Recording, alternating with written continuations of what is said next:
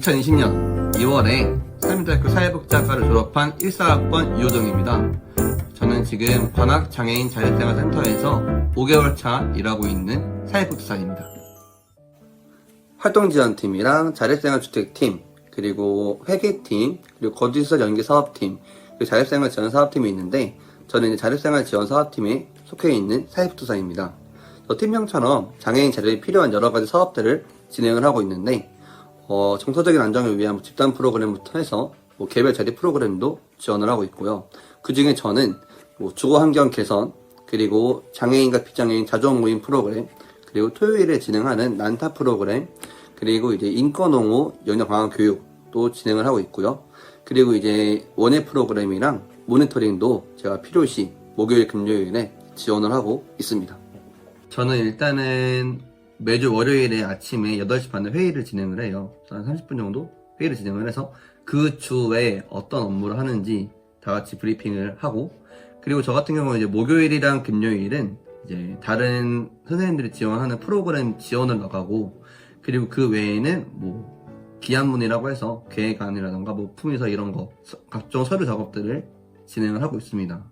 제 사회복지사는 아무래도 서류에 치이고 있다는 말처럼 굉장히 서류 작업이 많습니다. 저희가 일을 진행하기 전에는 기한문이라고 써서 올리고, 그리고 일을 다 마친 다음에는 결과보고서를 작성을 하고요. 그리고 이제 모든 사업들이 회차가 있는데 그 중간에도 중간보고서 다 끝나면 최종보고서 보고서 쓰고, 또 이제 돈 쓸 일이 있으면은 품위서라고 해서 작성해서 올립니다.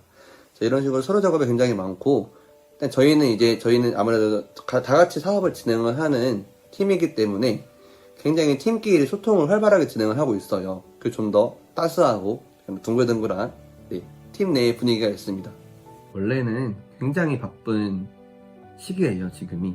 근데 코로나 때문에 이제 사업들이 바뀌기도 하고 취소도 되는 바람에 그렇게 힘들지 않고 잘 적응해서 생활하고 있습니다. 저는 이제 진로는 같은 사회복지사로 일치하지만 분야가 다릅니다. 원래는 아동 쪽으로 가고 싶었는데 현재는 이제 장애인 쪽에서 일을 하고 있습니다. 바뀐 이유는 아동 쪽은 사실 NGO 단체나 그런 쪽밖에 잘 없어요. 문이 좀 좁기도 하고 해서 이제 저는 어떻게 기회가 닿아서 장애인 복지 쪽으로 지금 일을 하고 있습니다. 토익이나 이런 스펙은 없습니다. 그렇지만 대신에 그것들을 커버할 수 있는 다양한 봉사활동들과 동아리 활동들을 진행을 했고요.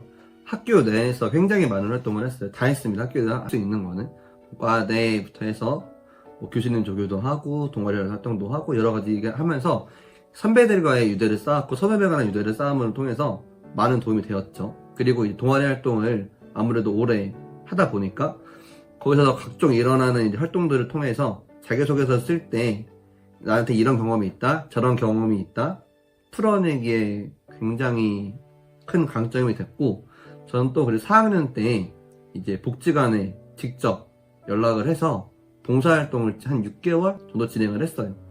그래서 이제 아무래도 복지관 업무를 좀 더 파악하기에 편했기 때문에 센터에 지원을 할 때도 좀 더 다른 사람들보다 유리하지 않았나라는 생각이 듭니다. 모든 활동들이 다 도움이 되었습니다. 그 중에서도 가장 큰 도움이 되었던 것은 바로 교수님 조교를 했던 활동인데, 아무래도 교수님 옆에 있다 보니까 그런 장애, 아니면 사회복지 이런 다양한 정보에 대해서 좀 더 남들보다 빠르게, 좀 더 트렌디하게 접근할 수 있었고요. 그리고 이 학교에서 장애인 복지론 수업을 들었는데 그 장애인 복지론 수업을 통해서 배운 걸 통해서 이제 아무래도 장애에 대한 이해가 좀 더 높아질 수 있었기 때문에 많은 도움이 되었습니다. 저는 이제 취업을 할 때 교수님 추천을 받았는데, 아무래도 제가 교수님 조교를 한 2년 동안 하다 보니까 추천을 받을 때 좀 더 강점이 있었습니다. 그리고 이제 일반적인 다른 면접의 과정처럼 자소서도 쓰고 면접도 보고 이런 거는 교수님 추천을 받았지만 다 동일하게 진행을 했고요. 만약에 복지관이나 그런 곳에 가시고 싶으시면은 이제 그런 가고 싶은 곳에 이제서 봉사를 오랫동안 하는 것이 아무래도 취업할 때 유리합니다. 저는 약간 체질 자체가 별로 스트레스를 안 받는 성격이긴 한데 다른 분들을 보면은 아무래도 저희가 아까 서류 작업이 많다고 했잖아요. 그래서 서류에 치고 프로그램을 진행을 하다 보면은 굉장히 정신이 없어요. 그래서 그런 업무적인 스트레스도 있고, 아니면 이제 이번에 뭐 날씨가 장마가 굉장히 오랫동안 오다던가 이런 코로나 같은 변수가 발생을 하면은 저희 일정을 다시 수정을 하고 다시 계획을 진행을 하고, 뭐 강사님이랑 같이 하는 프로그램 강사님 전화하고 이용자 전화하고 이런 식으로 업무 강도가 조금 더 높아지기 때문에 그런 쪽에서 오는 스트레스가 굉장히 많아 보였습니다. 저는 최대한 단순하게 생각을 하려고 해요.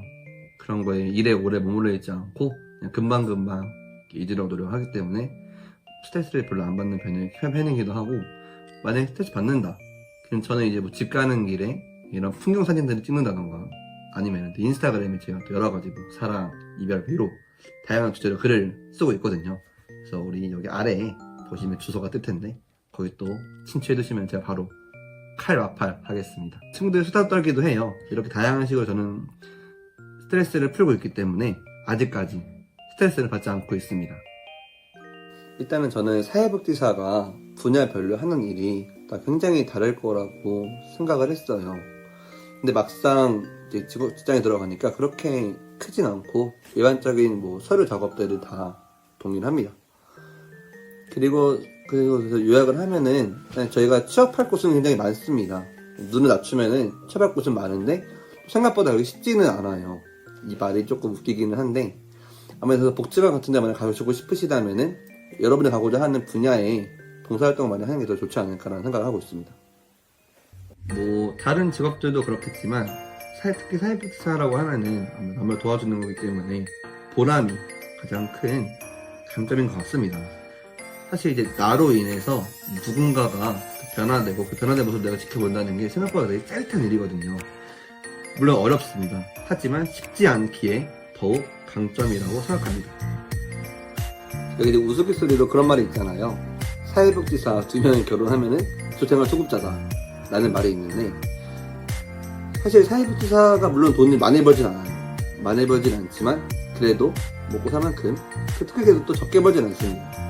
그렇기 때문에 사회복지사로 오려면은 일단은 뭐 영어, 토익 이런 거 중요하죠. 하지만 이런 것보다는 차라리 내가 더 가고 싶은 분야, 뭐 아동이면 아동, 노인이면 노인, 장애인 장애인 이런 다양한 분야에 대해서 뭐 봉사활동이라던가 대외활동 등 여러 가지 활동들을 하는 게 좀 더 유리하다고 생각을 하고 있습니다. 그래서 어느 분야로 가든 여러분들의 취업을 항상 응원하겠습니다. 파이팅!